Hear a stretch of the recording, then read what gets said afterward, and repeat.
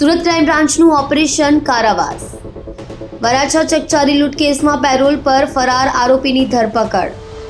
છેલ્લા 1.5 વર્ષથી આરોપી જયંતી ઉર્ફે ભૂરો ગોબરભાઈ બગડા ફરાર હતો।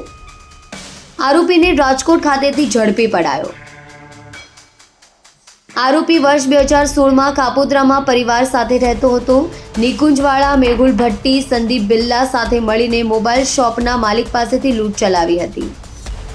શોપ બંધ કરતી વેળાએ ચપ્પુ વડે જીમલેણ હુમલો કરી રોકડા રૂપિયા મોબાઈલ સહિત અન્ય ડોક્યુમેન્ટ્સની લૂંટ ચલાવી હતી, જે ગુનામાં આરોપીની ધરપકડ કરવામાં આવી।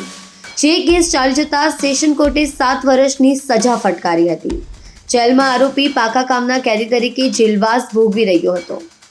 દરમિયાન ગુજરાત હાઈકોર્ટમાં અપીલ કરવા 25 જૂન 2024માં 7 દિવસના પેરોલ મેળવ્યા હતા, જે બાદ આરોપી પેરોલ જમ્પ કરીને ફરાર થઈ ગયો હતો।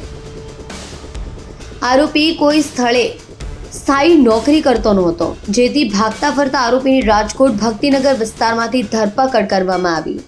વધુ કાર્યવાહી ક્રાઇમ બ્રાન્ચે હાથ ધરી છે।